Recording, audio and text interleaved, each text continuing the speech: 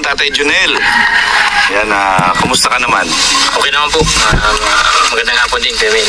Ayan, meron lang akong gusto ko lang matanong kung ano yung bilang ama, ano yung magiging opinion mo or suggestion mo or ano yung pwede mong masabi tungkol dito sa nangyayari ngayon sa EDSI? Para sa akin po, para sa akin ay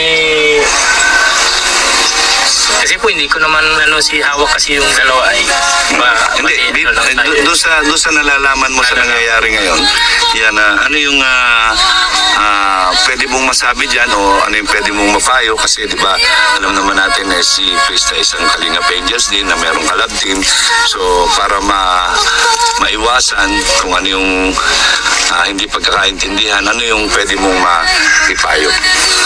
Ay para sa akin po sana ganun hindi ko man inaano na ganun ang mangyari kay Krista kasi di po natin masasabi kasi ang panahon ang masasabi ko lang po ay palagi kong sinasabihan si Krista na huwag kang masyadong sabi ko nga sa kanya baka nai-inlove ka na, huwag naman sana kasi sinabihan ko nga siya na sample ko nga si Beyonce na tingnan mo si Ate Beyonce mo na-inlove pala si Ate Beyonce mo tapos ngayon nasaktan kaya sabi ko sana hindi pa mangyari sa'yo kasi unang-una ko siyempre ako tatay ako masasaktan kasi talagang babae yan anak ko yan tama. At saka medyo bata pa si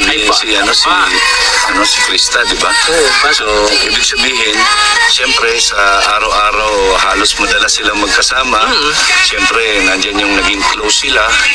Yan, pagka mga bata pa, alam mo yun, lalo na kung may first love, madaling ma-fall yan. Siyempre, first love yan. Kaya lang, talagang araw-araw din naman. Palagi ko siyang pinagsasabihan kasi sabi ko, tinan mo yung mga nangyayari ka ako sa social media. Sa mga angel, tinan mo. Siyempre, sana naman di mangyari yan sa'yo kasi meron nga, palagi ko siya pinapaalala na huwag mo na may love sa kasi baka may love gwapo si Kuya Gwapo talaga Nakakahawig nga kami nun kaya sabi ko, huwag na muna kasi bata ka pa. Mag-aral ka muna kasi kung kayo talaga yan. Kung wala man tayo, hindi man ako nag-ano sa edad, wala akong problema sa akin yan. Kung halimbawa, dumating sa point na magkagusto siya, okay lang naman, kailang wag muna sana ngayon kasi bata pa talaga siya. Tapusin niya muna yung pag-aaral. So sa ngayon ba, kumbaga ba, wala ba siyang naikukwento sa'yo na posibleng ma-inlove siya kay Mikoy? Wala naman Kuya Mel kasi sa lahat man ng mga vlog ay nakikita ko naman talagang professional naman talaga yung dalawa. Okay. Professional. Yun lang, siyempre, baka hatid, minsan, sunduin sa bahay, hatid. Yun lang nagkakasama silang dalawa. Pero yung mga siguro na, yung mga sikreto, wala naman kasi, lagi akong nahatid sa kanya. Pag may pupunta na event, ako naghahatid. Sa pag nagla-live siya sa Bilbit, ako naghahatid. Minsan, si Chairman. Yung pag sila ni Mikoy, sila tinatid ni Mikoy naman sa bahay. Pero ako nahatid sa Bilbit. So, ibig sabihin na talagang fully professional lang yung kanilang love team sa ngayon. Professional. Talagang sila, hands-on talaga sila sa bilang isang artista, pareha sila bilang ni Kuya Ram. Talagang, doon lang po talaga sila. Love team lang talaga sila. Talagang very professional din po si Mikoy. Nakikita ko kay Mikoy. So, mabait naman si Mikoy. Mabait po. Sa pag-alaga, okay naman, wala akong masabi. Sa pag-asikaso, pero talagang lagi man din kasi magulang ako pinapalalahanan ko palagi. Sabi ko palagi, talagang ulit-ulit yan. Sabi ko, baka na-inlove ka na. Sabi naman sa akin, hindi naman pa. Trabaho lang tayo. Ibig sabihin minsan ba napapayuhan mo rin si Mikoy?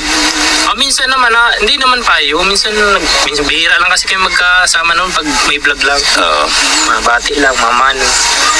minsan nagpasalamat lang ako sa kanya. Ganun lang. Pero wala naman talaga yung totaling nag-uusap talaga kami matagal. So, maganda pala yung kanilang tandem, ano? Maganda naman. So sa mga followers na panatiko ng mga yung supporters, 'di ba? Mga sponsors, yan, ano yung pwede mong mapayo? Ano po, kasi sa akin po, kasi marami po kasi tayong nababalitaan na nag-aaway-aaway ng mga GC po pag nag-aaway. Sabi ko, para sa akin po na magkaisa na lang po tayo, wag na po tayong mag-away-away kung suporta po tayo sa sa mga love team, gaya sa Mitres. Support na lang po tayo, wag na po tayong mag-away. Kasi po, unang-una po tatamaan po dyan yung beneficiary po, gaya ni Krista po. Kawawa po yung bata. Hindi man po sa kawawa kasi tatay ako. Kasi nakikita ko po marami na kasing nangyayari po baga sa love team. Kawawa po yung beneficiary. Sana wag naman po sana. Ano lang tayo, anong tawag dito? Good vibes lang po tayo. Wag na po tayong... Yan, ano pa ito, siyempre, yung mga iba talagang ang gusto nila, yung sila yung magkatuluyan. Siya po. Ang ganyan, di ba?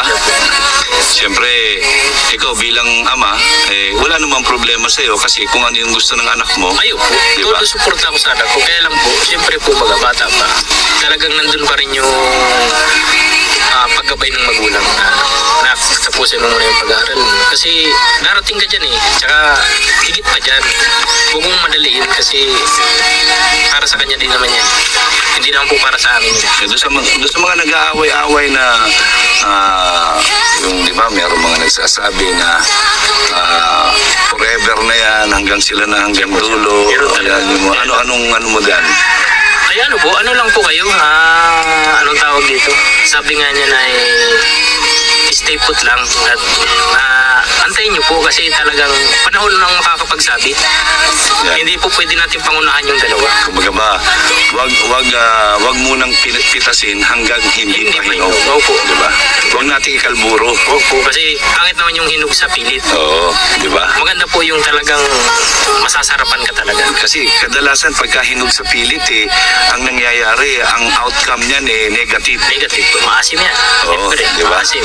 So kawawa lang din yung pareha sila, diba? Saka kayong mga nag-aantay, siyempre, paasa kayo. Kaya ano ko lang po na hayaan nyo yung panahon na huwag nyo pong pilitin yung gusto ninyo. Kasi ako ang magulang hindi ko mong pwedeng diktahan yung anak ko kung sinong gustuhin niya, Oo, tama. sinong mamahalin niya. Basta ang payo ko lang bilang magulang, yun lang, magtapos siya ng pag-aaral. Kasi para sa kanya naman yun, hindi naman yung para sa aming mga magulang. Sa kanya yun. Kaya siyempre magkakapamilya din siya balang araw. Kaya So wag niya madaliin. huwag niya madali. Huwag niya Kasi madaliin.